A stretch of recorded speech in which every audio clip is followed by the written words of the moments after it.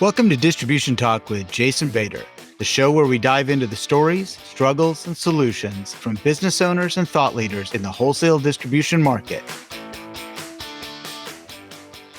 Hey friends, Jason here. In this episode, I had the opportunity to catch up with Dr. Lee Allison. She is a associate professor in the industrial distribution program at Texas A&amp. And Lee and I ran across one another at an AI conference, as you'll hear later in the episode. She had been a relatively long-time listener to the show, and she and I had correspondence a little bit about some of the episodes and whatnot, but I did have an opportunity to sit down with her and chat a little bit face to face. And I thought, what a pleasure to bring her on the show. One of the things I really love, about her philosophy around, academia and the students that she serves is really that mentorship. It's rather than, when I was growing up, you had the kind of professor overlord and the sponge student. She really fosters the relationship of more of a peer relationship with those students. And, she is incredibly open with them and allows them to challenge and ask questions. And because she came from a business background, she has a lot to offer and a lot to share. And so I think that's just really something unique. And I know there are a lot of professors out there that have that similar background, but it was really a pleasure listening to what she is doing in that program.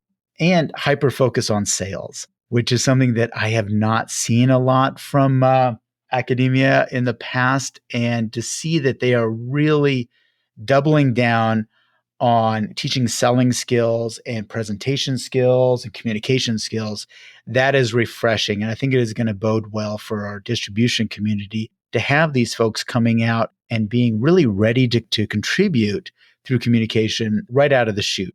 And so very excited. It was a pleasure catching up with her and really listening to her philosophy and what they're doing down at Texas A&amp. This episode is brought to you by my friends at Moblico, mobile technology solutions for the wholesale distribution industry. In the last couple of years, text communication between customer and sales associate has exploded. Now, much of this communication is occurring on personal devices outside of the company view. If that associate leaves the organization, what happens to this valuable customer data? I'll tell you what happens. It moves on to the associate's next place of employment. This doesn't happen if you use Moblico. Customers text your company's main phone number and the software routes the call to the appropriate party. You can also engage your customers with chat and email conversations, all from a convenient team inbox. Check out what Moblico has to offer at www.moblicosolutions.com. That's MOBLICO solutions.com. And be sure to let them know you heard about them on the Distribution Talk podcast. Well, hi, Lee. Welcome to Distribution Talk. It's always great to see you. And thank you for taking the time to be with me today. Hi, Jason. It's great to be here. I really appreciate you having me on. Oh, you bet. You bet. And it was such a thrill, when we ran into each other in Chicago. I knew that you had, listened to the show. You had sent a note or two. And I'm like, oh, I know her. I got to go sit down and talk to her. And no, that just turned out just fantastic. So super fun meeting you in person. Yeah. So if you wouldn't mind, just give us a little background on your career and what led you to Texas A&amp. All right. Well, I think that I'm probably not too out of character for people who work in the distribution space. I didn't grow up thinking, oh, that's my primary goal in life is I want to be in distribution. So distribution, I guess, found me just like it does so many people. Initially, I was in the distribution space in alcoholic beverage industry and soft drink industries. And so I got a lot of experience working with really Anheuser-Busch and their distributors. And I was involved in sales and marketing primarily.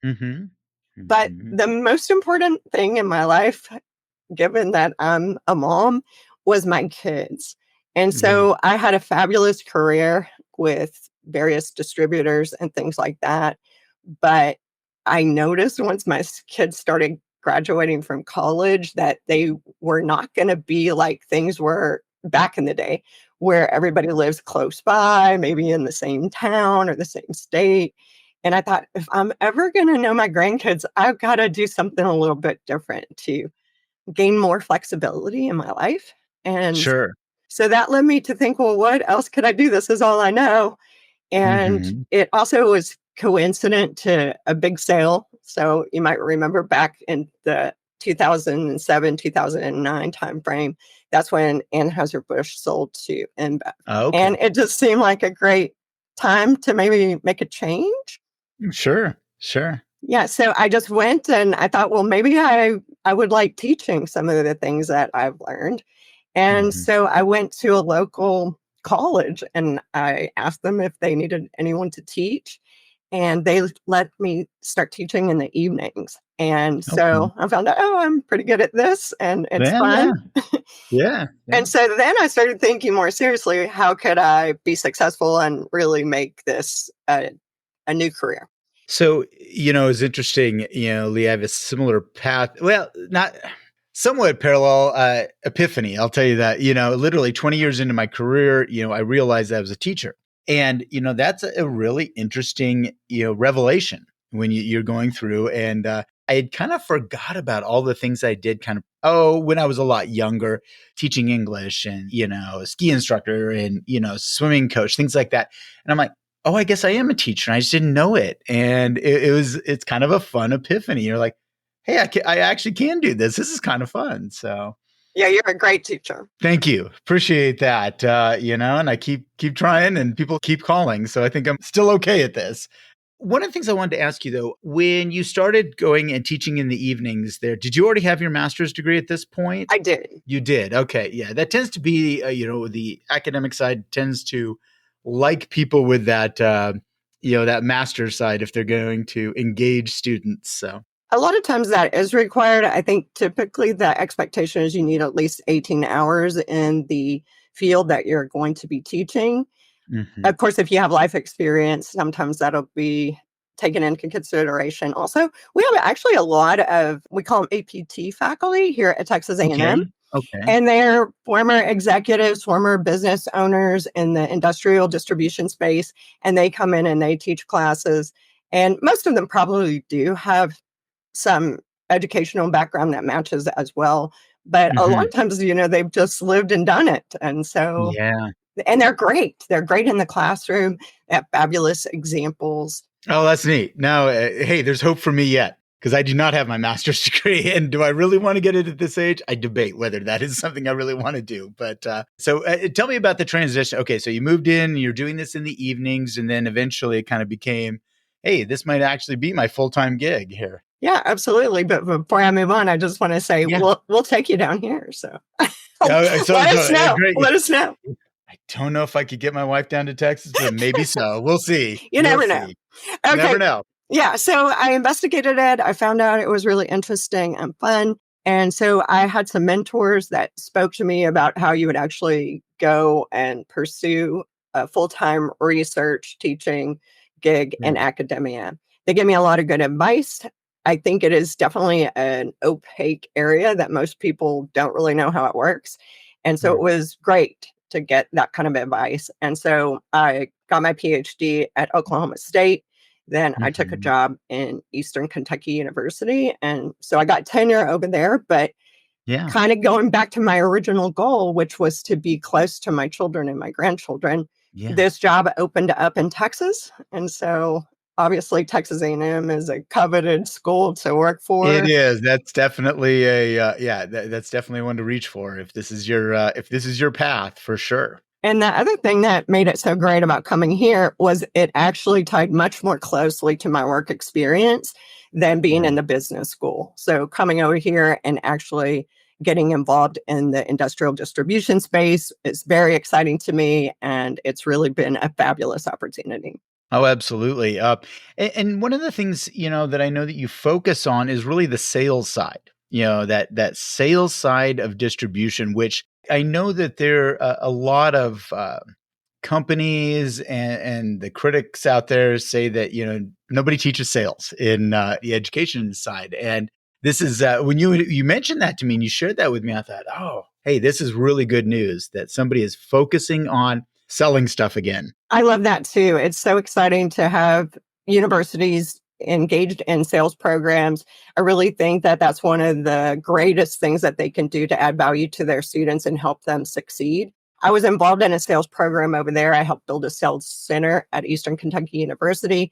And then I was Great. involved in a University Sales Center Alliance also. So there's about 120 schools across the world that do teach sales and have sales focused curriculum. So I think it is something that academia is coming to recognize as bringing value to society and to business. And so I am excited to bring that here. And now we're working with our engineers more closely to make sure that they have those technical selling skills in order to engage in a consultative kinds of sales interactions to bring value to the clients that they serve. Well, I think that honestly, your background allowed that to happen because I don't think that is spawned out of those who have kind of lived their careers through academia. I think that you needed something like you had, with Anheuser-Busch and the distributors you worked with to really recognize this is a need, that we need to prepare these students for what they're actually going to do in many cases. So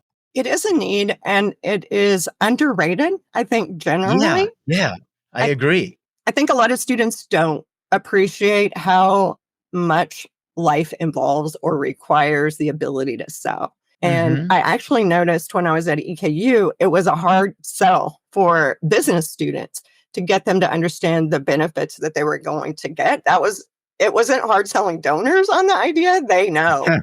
Right. Everybody wants to be in marketing. Nobody wants to sell anything. That was my experience, for a long time there. And I as I said, I'm thrilled that, really the sales side is coming back because that's, when I came out of school, in the early 90s, most of my friends went to Xerox or to the copier schools because they had the best sales programs. And trust me, you go door to door trying to sell copiers, you're going to get you're going to get your sales chops at that point. But again, did not see a lot of that, through early 2000s and into, frankly, up until maybe 6-7 years ago, I hadn't heard of anybody really going down this road. Yeah, it's great. Actually, I was listening on my way to work yesterday to a radio program out of Boston, and they were talking about they're considering I guess the educational board here is considering eliminating cell phones from public schools or at least locking them during the day. Yeah. This is actually really big with my kids, that they have to actually literally turn in phones when they step into a classroom. Okay. It's a big deal. Like there are literally these little pouches that they drop them in when they walk into the classroom. So it's pretty serious. Well, that's what they're considering. And the reason that I bring it up is so it was a call-in show. And so a number of parents were calling in and suggesting that kids don't know how to communicate with one another and that they might need counselors and so on to help them bridge the new expectation, which would actually be having face-to-face conversations with their peers. And so I thought that was so interesting. This need to communicate really is underestimated across, I guess, a lot of spheres, especially now that kids are digital natives, the alpha generation and things like that. And I think even in the current generation, being able to encourage those communication and soft skills is really a tremendous value add for students who are coming to college. Absolutely. And I love it. It's so funny. And there's life essentials that need to be known as well. A friend and I had this discussion yesterday that, who's teaching kids how to go look for a job or go interview for a job? And I had this long discussion with my son about it's like, okay, well, if we were to create a life essentials course, a semester in high school, what would we add in there? And it was just kind of fun, brainstorming different ideas. Not that I'm going to do this because I don't really have the time to do this, but I find it fascinating that there are a lot of skills, that the education system could be taking on to bring in. And I think you're right. Communication and interpersonal skills is a big one that really should be a part of that at least thought process, not necessarily part of I don't know if it's part of the curriculum or not. Well, that is my experience that we actually have really strong relationships with our students. And that's been my experience wherever I've been. And so I would say that what we actually are engaged in fact, I'm going to go back to a Wall Street Journal article that was just released about 2 weeks ago that Yeah. actually rated Texas A&M number one in the state of Texas, number one in the SEC. And the peculiar thing about that particular ranking, I thought, was that it had incorporated new metrics.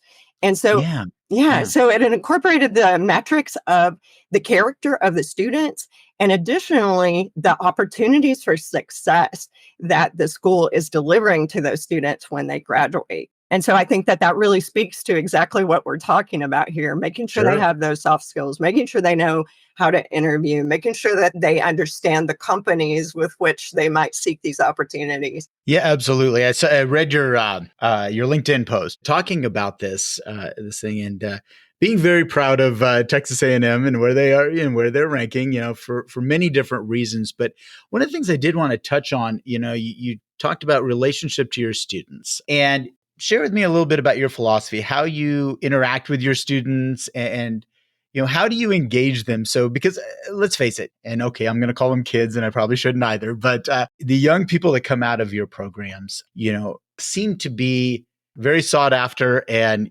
of higher level and more prepared. And so I think that has to come from that interaction, that you all have with your students. But if you wouldn't mind, if you could just share a little bit about how you look at that relationship with your students. Absolutely. Thanks so much for asking about that. As you note, I love it here. Texas A&M is amazing, but I've had wonderful relationships with my students everywhere I've been, and many of those relationships continue to this day. Any given day, I have a student that will reach out and say, "Oh, I just want to touch base and see how everything's going," and those kinds of things. So, I guess what I would say is that I feel like my experience is that these relationships between the professor and those of us who are working with academia and our programs are very hands-on and they're very personal.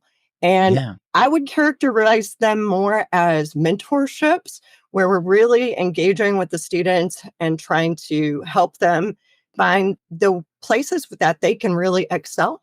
And then we're trying to help them develop additional skill sets that will promote those areas that they really have a talent for. And so the relationship, some of my students don't call me Dr. Allison or yeah, professor, they call me by my first name. I think it's a very different kind of relationship than what maybe you or I experienced when we were going to college. sure, sure. And I think maybe part of it is due to I think now we have more interactions. We're all on digital platforms in various social media platforms and those kinds of things. So the interactions really, I guess the boundaries are blurred, is what I would say. Hmm. Yeah, I can see that. Well, again, from meeting you, face to face, I can see that, incredibly approachable. That is really something important because to your point earlier, professors that I met, again, we're going back a few decades here, but, it was a formal relationship and you really didn't feel comfortable necessarily going and talking to those professors. There was this huge elevated status. And I think, and I remember one in particular, he always wanted to be referred by his, doctor, etc. And I'm not going to out him here on the waves, but I found that it was always there was a divide that didn't serve me well at all. I mean, it didn't serve anything that any of us were doing, and we didn't feel comfortable asking for advice or going and asking as a mentor. That was not the relationship I felt with that individual, or really with any of them for that matter. So I think yes, trying to foster that is incredibly important if you want learners, if you want someone to really engage. And I think we sometimes talk about building lifelong learners, and I think that mentorship is really a key part in doing that. I agree. I think that there's definitely less. I think what you're describing here is power distance, right? Oh, So interesting. Yeah. we're not really interested in setting up distance. We're trying to engage more in servant leadership, trying to help them see and envision what they want for their lives. And I think that that's really important and really resonates with this generation and those that are coming after them because they have a little bit different priorities than maybe you or I did when we were Mhm. coming about the same age. And so they are valuing things like relationships, work life balance. They want to make sure they find an organization where they really fit and they feel like they can bring their best selves to work. And so I think Yeah. all of those things kind of play a role in changing the dynamics about the relationships. It's really interesting you mentioned that. I've shared with audiences several times about that, especially the newest Gen Alpha is coming out, and and a little bit, and probably in Gen Z, that they do take longer to decide who they want to work with because they're going to make sure that you are a person of integrity, you have purpose, and I think the successful organizations that are going to be attracting these students are going to talk about mentoring and going to talk about an open dialogue. That's really attractive, I think, to your students coming out. Absolutely. They're very interested in that. They want to see a career path early on. They want to know that they're going to be able to interact positively and really contribute. They want purpose. They want to be able to make a difference.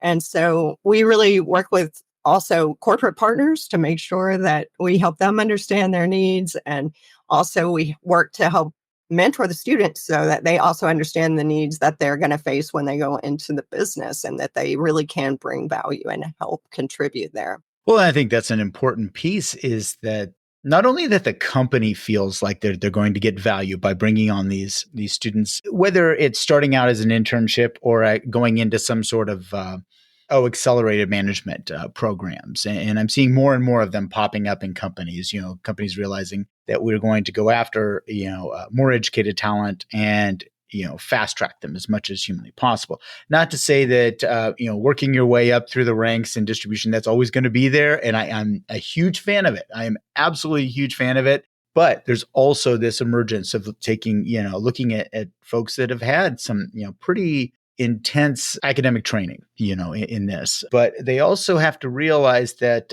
not only the benefit to the company, but the student is going to be able to contribute as well. It's not a one-way street that we're just kind of mentoring. It's that student is actually coming with some ideas that, maybe the company hasn't been exposed to in the past. The students really are prepared to add a lot of value on day one.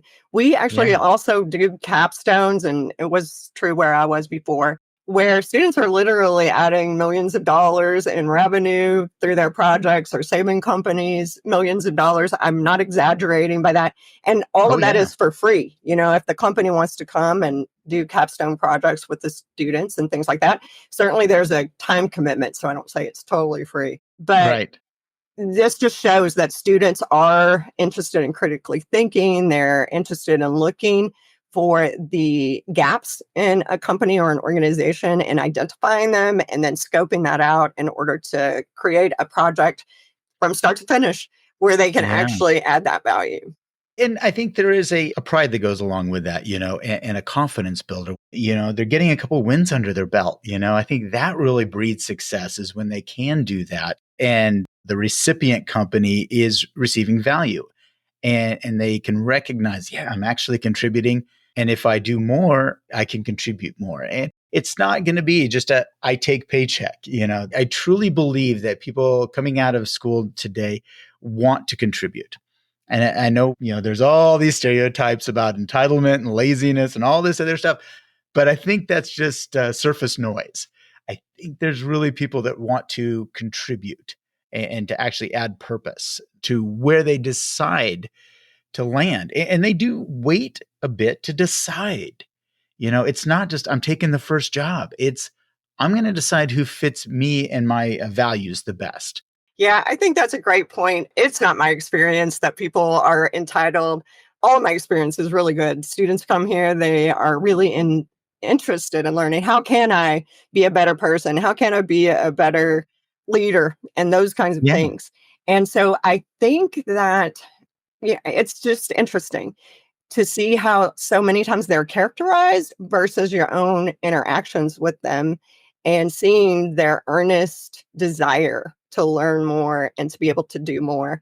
And so I've seen that firsthand. And so I can encourage all of your listeners to take faith in the fact that actually these students actually are excellent and they are interested in contributing and things like that. So I think it's probably a tendency for every generation to kind of look at the younger up and comers and think they're a little, Absolutely. Yeah. It's tradition. It's tradition to look at the younger Yeah, I think they're a generations little less and motivated than we were or something like yeah, that. But I think totally. they're a little bit different. You know, Totally. they have different experiences in terms of using technology and those kinds of things. But Yeah, I still think absolutely. they look for the same kinds of things that we did. They want to be successful. They want to contribute. They want to have great lives. For sure. No, absolutely. This episode of Distribution Talk is sponsored by InSQL Distribution Software. InSQL is a fully functional distribution-based software package, and these folks do it very well at a price point many smaller distributors can afford. Another thing I like about this company is they do it all in-house. They take on these applications and build them into the platform using state-of-the-art Microsoft technology. No third-party bolt-ons for them. This is important because when you need technical assistance, they are the single point of contact. If you're ready to step up to a fully loaded, scalable distribution package at an affordable price, look no further than InSQL Distribution Software at www.insql.com. That's INXSQL.com.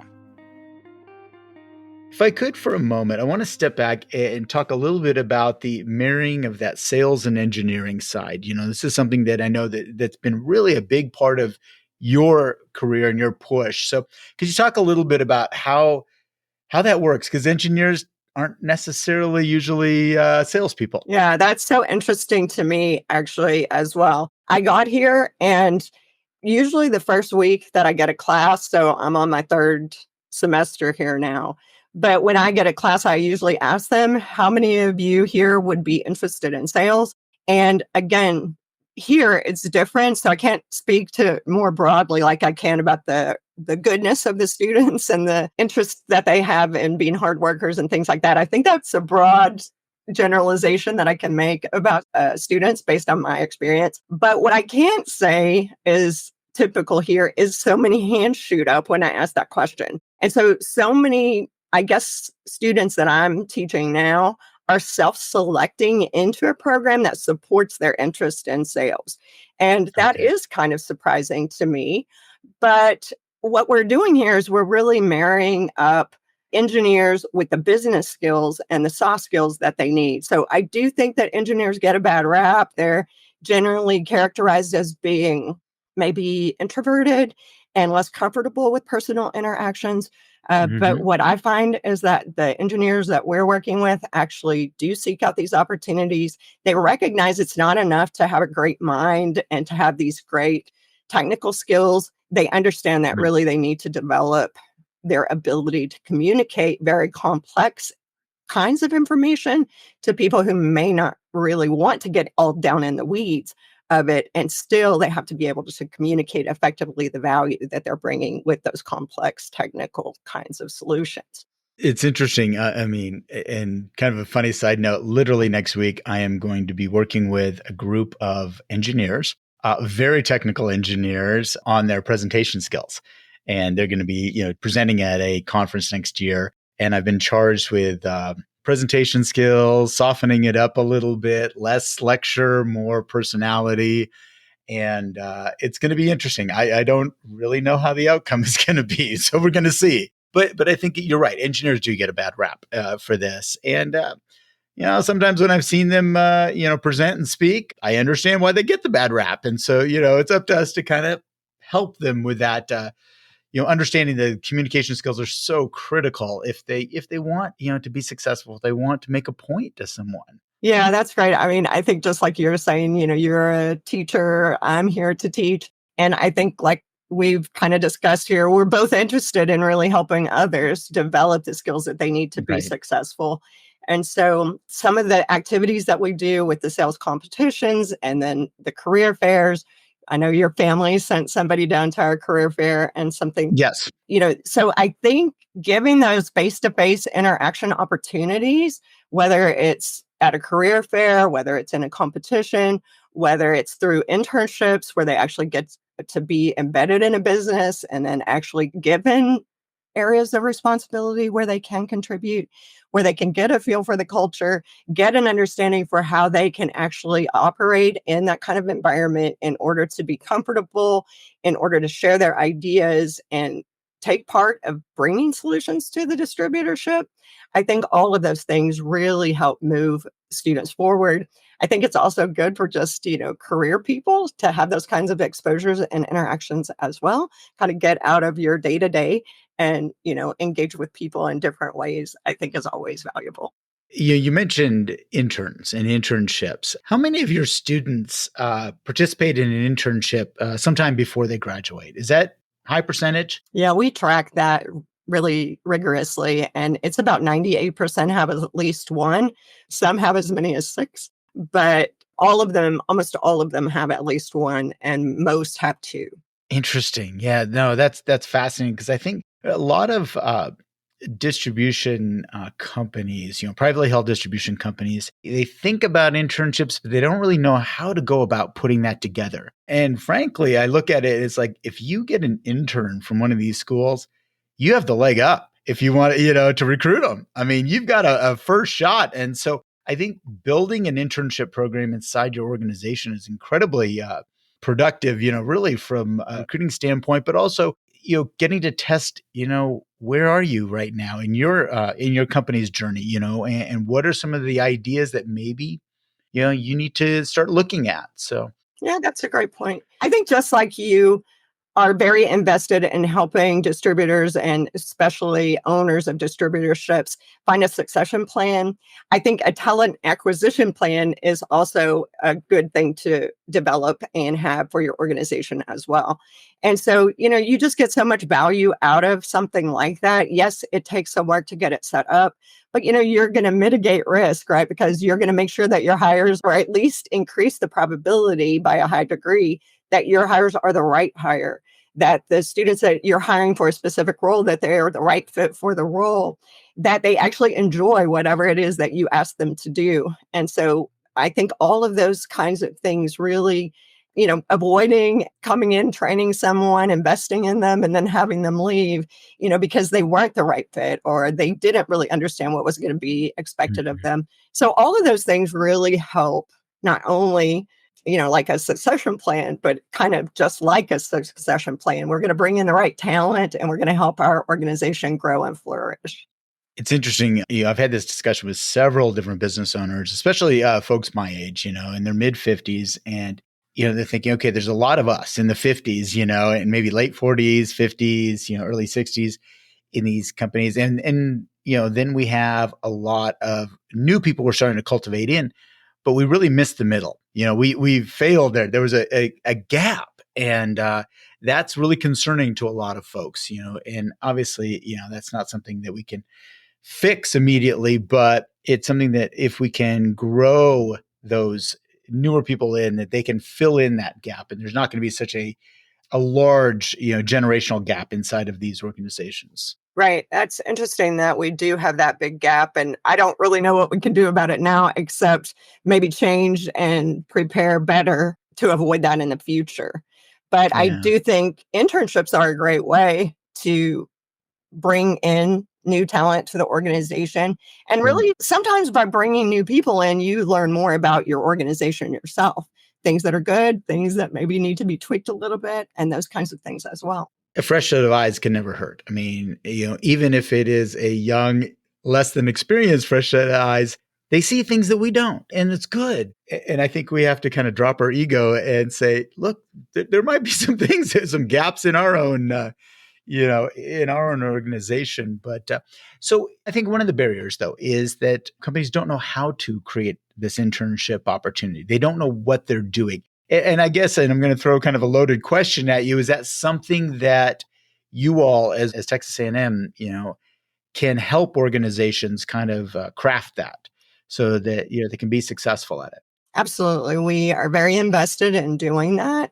We want to work with our partners. We have partners who are part of our executive council and they give us advice, but then they also are taking advice and taking counsel on they can contribute value and that they can also benefit from the relationships of having corporate partners invested with academics and then with their students. And so I do think it's really a case of the win, win, win. Yes. And it's very helpful all the way around. Sounds like another a new webinar for the Texas A&M folks is how to create a good internship for distributors out there. So, well, good. I appreciate that. I think you shared a lot about this. One of the things, though, that I'm interested in that sales, marrying the sales engineering and whatnot, but really the research that you all are doing. I mean, I think that's kind of another big piece of that. Could you touch on that just a little bit? I'd love to talk about that. Yeah, we're an R1 school, so we're very interested in the research side. We also do a lot of sales research. So the people who have come in to really marry up the engineering side with the kind of business understanding and the selling side, we're all sales researchers. That's the area of academia that we pursue. And we do put together research projects and research consortia in order to help businesses satisfy this need that they have, whether it's to understand better how to attract and keep talent, whether it's to understand how they can use AI more effectively in their business to grow the business. All of those kinds of things are questions that we pursue and that we work with businesses to help them solve for whatever specific problem it is that they're experiencing. And is it research papers? What is the output so that, the unwashed masses like us can go and check out what you all have been doing? Yeah, absolutely. It would vary on what the needs are of the companies, but we could do Yeah. tailored start to finish kinds of projects for them. Any kind of problem that they are experiencing, we have the expertise to help solve that.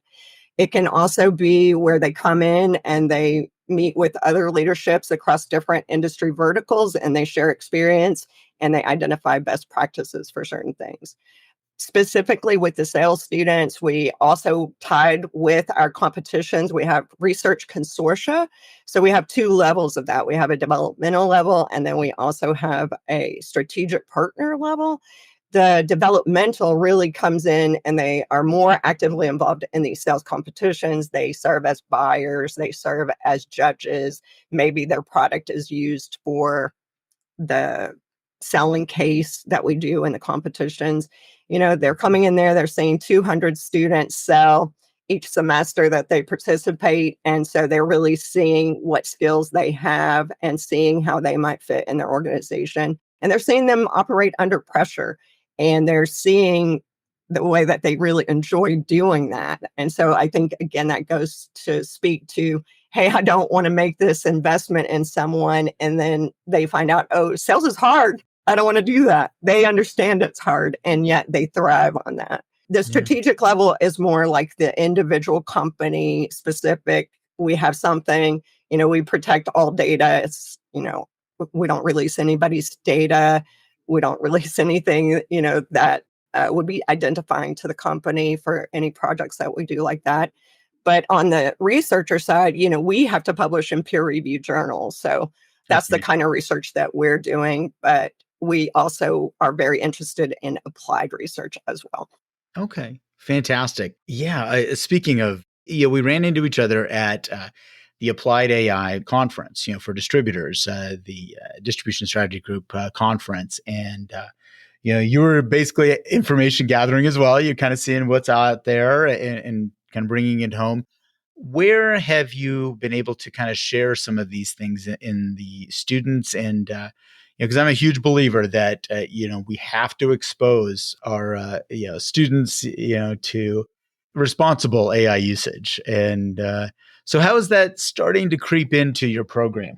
Yeah, so I think all of us understand there's a real need to teach and form a foundation with the students about the ethics of AI and how it might be used. I think that we've long held that in academia, we really, especially in the business school, and I know in the engineering college, there's always been an expectation that we would help our students develop ethical frameworks in order to operate, make sure that they're doing things in an upright way, that they're not just following the law, but that they're really thinking about their actions and how choices that the business is making impact society and those kinds of things. So we definitely already do that, but I think there's more that we need to do now with the AI. So really understanding what are the implications of these programs and these algorithms Yeah. that are running, that are making decisions about humans and are actually setting in motion whether or not they'll be successful in a given role, whether or not they'll get healthcare prioritized over someone else, whether or not they're going to get the same job opportunities. So all of those kinds of things are specific examples in the recent news that are occurring because a lot of times these algorithms are not well understood and it's not clear how they're making the decisions and then what is the actual fallout of the decisions for society and for Mhm. specific groups of people. And so I definitely try to get my students to understand that actually how they're going to bring value is through their uniquely human characteristics that AI, in my view, will never be able to reproduce. Mhm. And that's understanding, that's critical thinking. So, for all of the hype with the AI, it does Yeah. not do critical thinking. It does not understand. It does not grasp context. These are the things that we can do. And so that's what I emphasize with my students. This is how you bring value. You understand that it's your job to review these programs. It's your job to make sure if they all pass the smell test, right? That what's Right. Right. happening is what you really want to happen and that you've evaluated and you've gone looking for the unseen consequences of some of these things. Well, yeah, and I think that it's important to kind of understand the difference and I guess remove a lot of the fear around this, that it is not going to remove these jobs. It is going to augment, and there is still, I think it'll drive us back towards what are the more human sides, that we are able to bring to the table. And so as we develop those, better communication with individuals, empathy, connection, things like that, those are the things that if we drive higher, AI becomes a tool. It becomes a tool to become more efficient so that we have more time to do all the human things that we really want to do. Absolutely. Yeah. So that's what and I try to, whenever people, get a little fearful around talking about AI, I try to bring up the point that there are things that are uniquely human and will not be displaced. They just will not. So yeah, no, I'm glad that you've brought it in. And again, I was thrilled to see you there because I do love to see people from academia to coming into those organizations, and looking at these and saying we do need to expose our students to this. This is not, we're not going to bury our head in the sand here. We have got to, make sure that they are prepared because I truly believe that this is going to be part of the requirements. This is going to be almost, the basics that you have to have going into your career, that Absolutely. you are going to have understanding and, be slightly familiar. You don't have to be perfect, but slightly familiar with how these tools can enhance you as a human.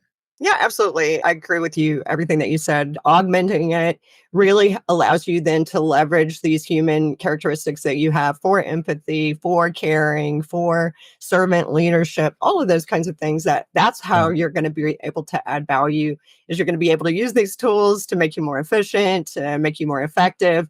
But at the end of the day, we still have to rely on our own senses, being rational and understanding how to work with other people in order to be our best selves. absolutely. Couldn't have said it better. So, Lee, hey, I just wanted to thank you so much for taking the time. I was thrilled to meet you face to face in Chicago. And I really appreciate you talking about, what you're doing there. And so people really get a good understanding of what you're doing in Texas A&M. And then honestly, previous to that, kind of rolling into this. And, we love to hear about sales programs, man. That's just something that wasn't around. So Well, thanks for having me. I really enjoyed yeah. meeting you at the conference myself. It was one of my high points, and I love your show. It's one of my favorite podcasts. And so I really appreciate you making time for me to come and talk about this. Oh, my pleasure. My pleasure. Well, I look forward to the next time our paths cross. Same here. Reach out anytime. Thank you for listening. If you liked what you heard, consider sharing with your friends and colleagues. And don't forget to follow the show on your favorite podcast application. Links to sponsors, products, and services mentioned during this episode can be found in the show description area or at www.distributiontalk.com. Distribution Talk is edited and mixed by the brilliant team at the Creative Impostor Studios. This episode was brought to you by my company, the Distribution Team. We are a consulting services firm dedicated to helping wholesale distribution clients remove barriers to profitability, generate wealth, and achieve personal goals. To learn more about how we can help your company succeed, check us out at www.thedistributionteam.com.